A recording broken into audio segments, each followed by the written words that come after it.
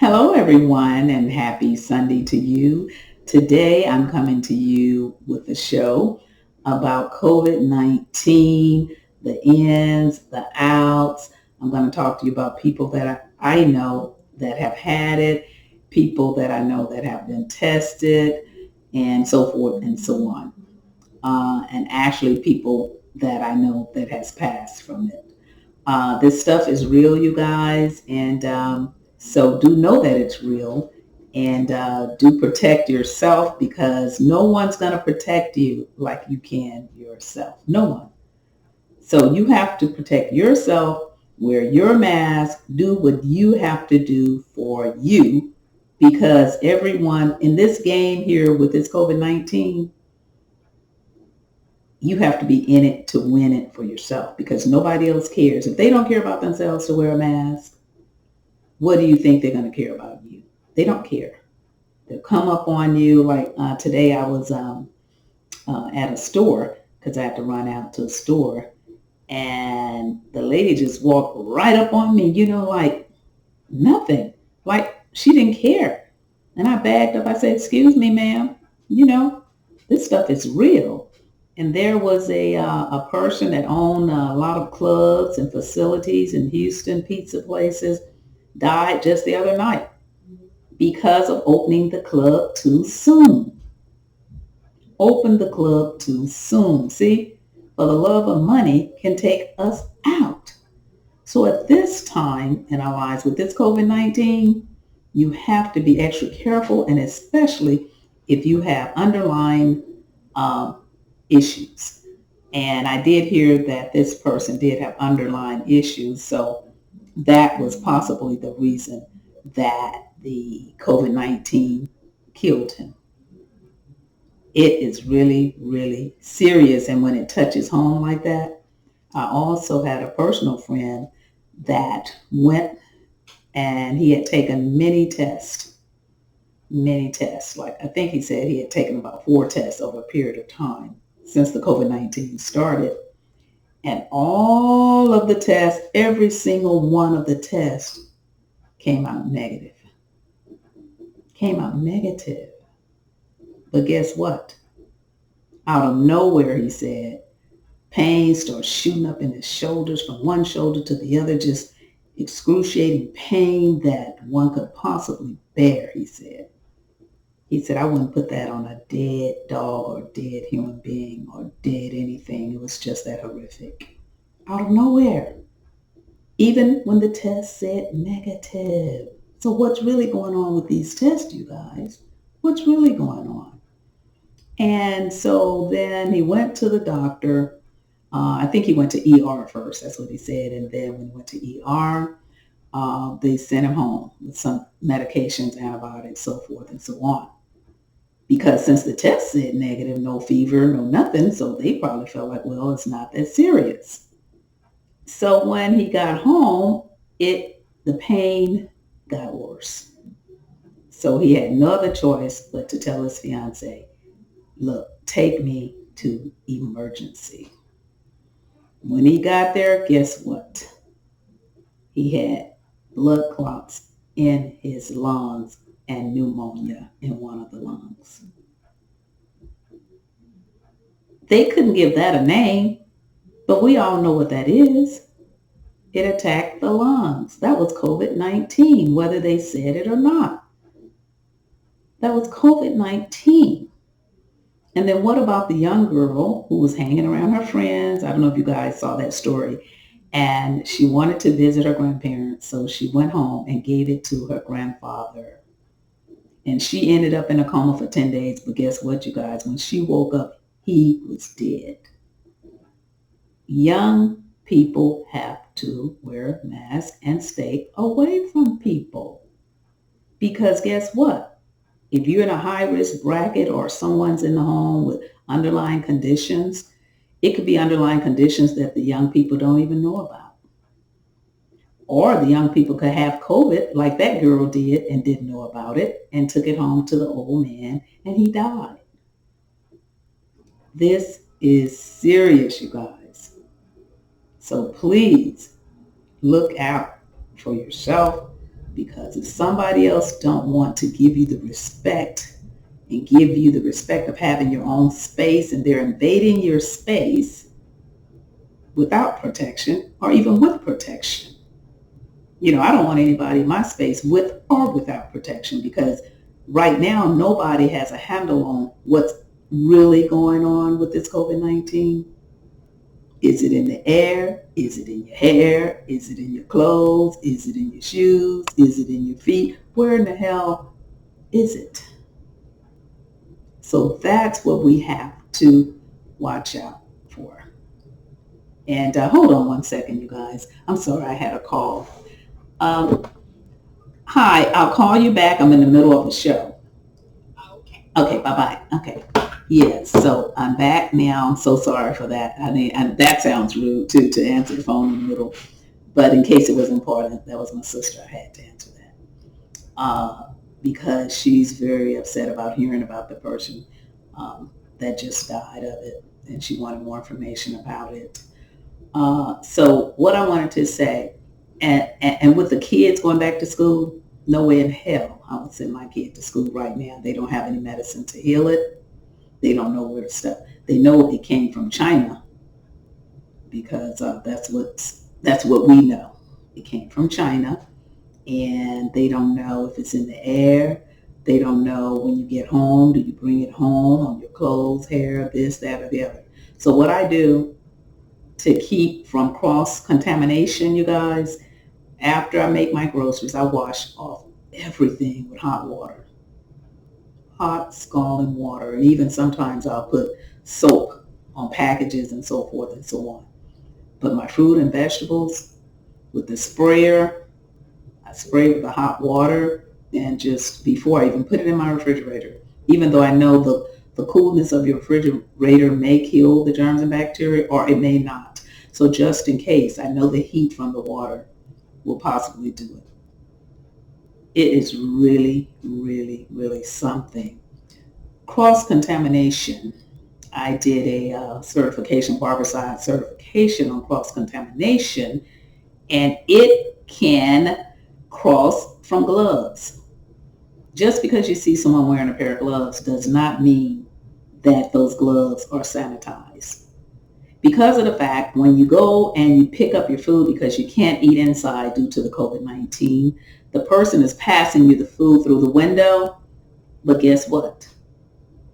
The same gloves that they passed it to you, they're passing it to the next passenger in their car to pick up their food. They didn't change those gloves because that would cost their company too much money with a high volume of people driving through at the time of COVID-19, because the restaurants closed. Glove after gloves after gloves. They're not doing that. And if you notice, in the window, you never see them sanitizing those gloves that they have on before they pass it to you, from just passing it to the next person. That's another way of cross-contamination if the germs have been touched by the other person on those gloves, and then you pull up to the window and those same gloves have touched your hands with passing you the money. Or possibly the gloves could have contamination on it, or the germ on it, on the money, by those same gloves going into the register and passing you money. So each and every time I go and get something in the window, I have a hand sanitizer right with me at all times, and I sanitize my hands after that person has passed me my money or my food. This is just a precaution because we still don't know. I know many people that have done everything possible, and you hear them on TV, on Instagram, Facebook, celebrities. Oh, I did everything, they say. I washed my hands, I wore my gloves, I sanitized everything down. I stayed 6 feet away, and they still got it. So the only thing we can do, and what I'm talking about now, is just to try to keep cross-contamination from giving you the virus. Because God gives us 5 senses, and we know that this virus is real, because I know everybody have been touched some way, somehow, through knowing someone, knowing of someone, or looking at TV and seeing the people that you know from TV that it's real. So don't let anybody tell you that it's not, because it is. And so another thing I wanted to talk about was the unemployment situation and the stimulus situation during the COVID-19. Times have really gotten bad, and I know the unemployment, they stopped payments. However, economy needs that money back into economy if people are spending it. See, the problem is that a lot of people may be saving the money and not putting it into economy, and it's money that they're getting and they didn't make that much money on the job. So the people that are not making that much money, this is the problem. They're looking at that. But it shouldn't be a problem if those people are putting that money back into economy. And that's what the government should look at. We need the money back into economy. And they're saying that the reason they don't want to do it because of the fact that people don't want to go to work. Well, I know many people went back to work because they still could get unemployment because the business has cut hours, which means what? If your hours are cut and you're on unemployment, you can still receive your benefits unless you're having the exact same hours that you was working prior to the pandemic. If you have the same hours, that's a different thing. But if your hours are cut, you still are able to reap the unemployment. And so I feel that they should extend that unemployment because of the fact that that money is needed to keep economy going. Or they should just give everybody, like other countries, or just give everybody $2,500 a month and call it a day without trying to break it down. I give this person this, that person that. Just $2,500 a month. Everybody get a check. Everybody can spend the money to economy and pay their house note. And that's still not a lot of money compared to people that have very high profile jobs. But that would at least keep economy afloat and keep people from being homeless. You see what I'm saying? So they're going to have to do that. And on the stimulus check, the president had announced that it was going to be way more, but I hear $1,200. $1,200 is not enough money for after someone pays their rent. That's $1,200. Many times rent is even more than that for many people. And then what? So the president has said that he was going to be more generous on the stimulus. However, I'm hearing now that it's going to be only $1,200. So we have to wait and see on that one. But they have to make a decision with what's going on now. People are afraid to go to work. See, that's the thing, because more people are dying. So if you want to send your kids into the fire to school, I advise not to. And the reason why is because the pandemic is still going on. It's in high volume. It's in the red. Why would you want to send your kid into the fire just because you're tired of them at home? Put them in a room, just like it's a classroom, and make them do their work at home. And at least you know where they are. At least you know they're not around other kids that possibly have been exposed in their family environments, or your kid is not exposing someone else, because kids will play. And my sister's a retired teacher, 32 years. That was her. I answered the phone just a minute ago. And like she said, no teacher have control of all those kids in one classroom. That's impossible. That's impossible. And you know, masks are like little toys. The little masks we wear, that's like little toys. So these kids are going to want to try it out. Let me try your mask. Let me try yours. Oh, okay. I like yours better. Let's swap. They're going to be doing all kinds of stuff. And we know that. So no, let the pandemic iron out, and then let that decision come after we see the numbers go down. And like many of these clubs have closed, that people will go dancing. And I recall I used to love to go dancing and swing out. It would take years and years for me to feel comfortable going back into those environments. And the reason why is because of the fact that COVID may still be lingering. Even though we may have a hold on it, nobody knows what's going on. Nobody knows if it could be one person in that club that could still have it from the linger. So it's going to take some long healing time here with this. And I just want everyone to stay safe. And that was why I brought this show about COVID-19, about the cross-contamination. Make sure don't let the gloves fool you, and sanitize gloves as well. Switch, sanitize. Gloves in a salon should be sanitized behind each and every individual. However, if they run out, you know what they're going to do? Use the same gloves and sanitize them with their hands. If you go to the restaurant and you see someone making your food and they don't even have a mask on, they could be breathing that stuff into your food. I've oftentimes had to tell people, can you put on a mask? Where are your gloves? Because I really don't want the food, if they're not sanitized and they're making my food at a time like this, they won't want anyone to do it to them.